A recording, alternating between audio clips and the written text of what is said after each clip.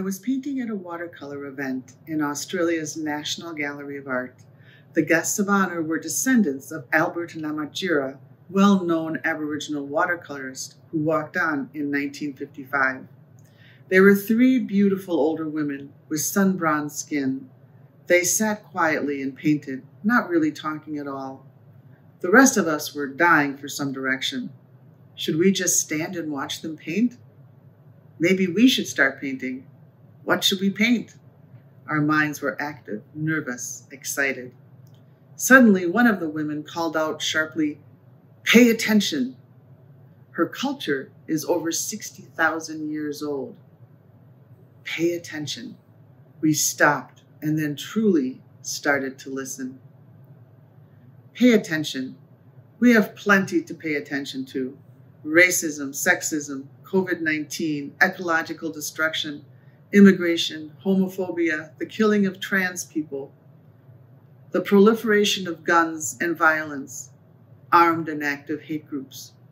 We recognize that we are not just observers, but we too participate in these systematic failures.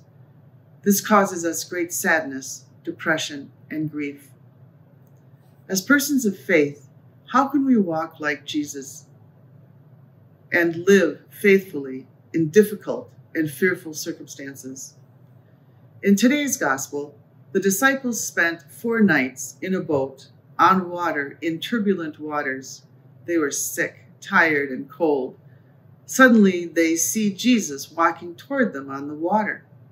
Peter was exuberant and impulsive and asked Jesus if he too could walk on water because he wants out of the boat and the tumult within. But when he jumped out and started walking toward Jesus, he faltered.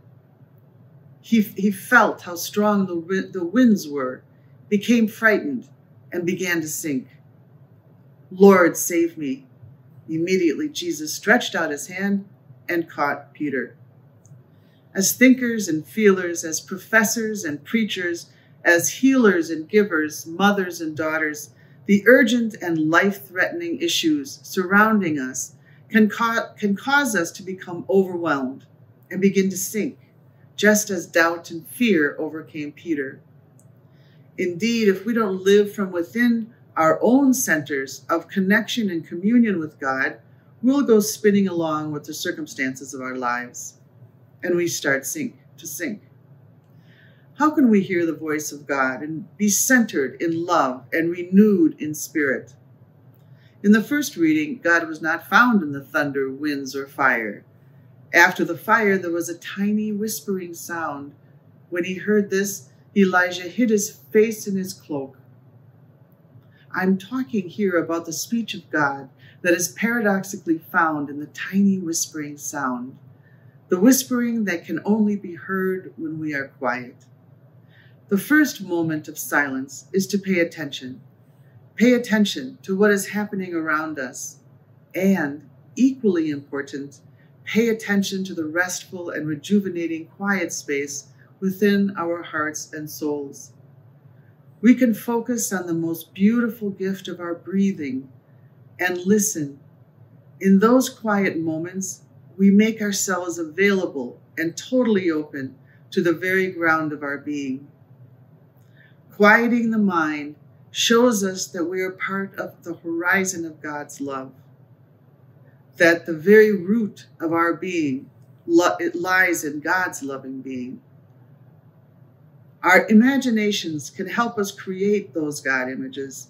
A few weeks ago, Sister Christine Burke preached on this platform and painted the beautiful picture of Jesus as our companion, sharing our burden. It is a profoundly comforting image to walk with Jesus and know he helps carry our burden. It is an image we can strive to maintain. In silence with the being of God, we experience our divine identity as delightfully loved by God, unconditionally and eternally. The truth is that you are a chosen child of God, precious in God's eyes, called the beloved from all eternity and held safe in an everlasting embrace. Hence, we are renewed and energized again to be sent off to recreate the world. The only way to be woke is first to pay attention and then be quiet. Simply pull your thoughts away from the world at least once a day and pay attention to the quiet within. Have the eyes to find the gates of heaven everywhere. Silence helps us see those gates. There is a promise here. That still point that everyone has within helps us see that every moment of our lives is reverent.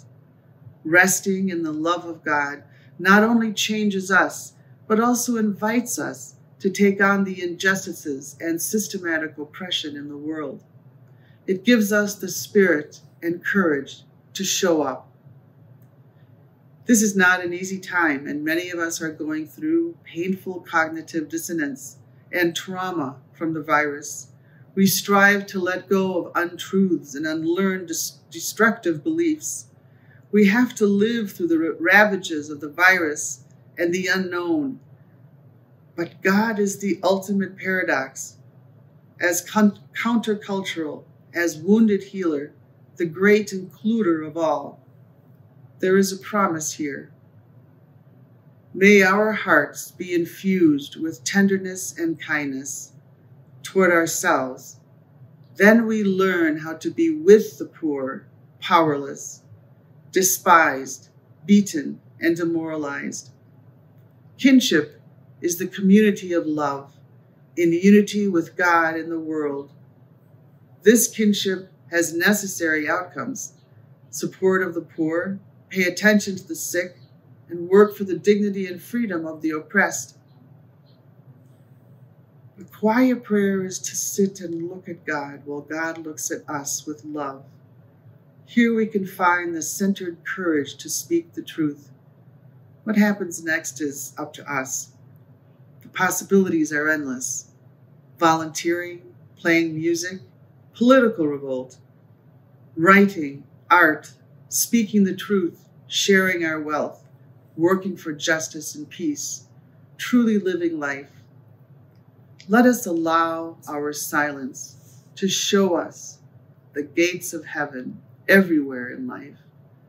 And then we can be like our martyred little brother Elijah McClain, to whom many pray as an angel and a saint, who was inspired by everything in life. Let us pay attention in our stillness to the world, to the recreation of kinship and love. Let us pay attention so we can be the promise we've been given.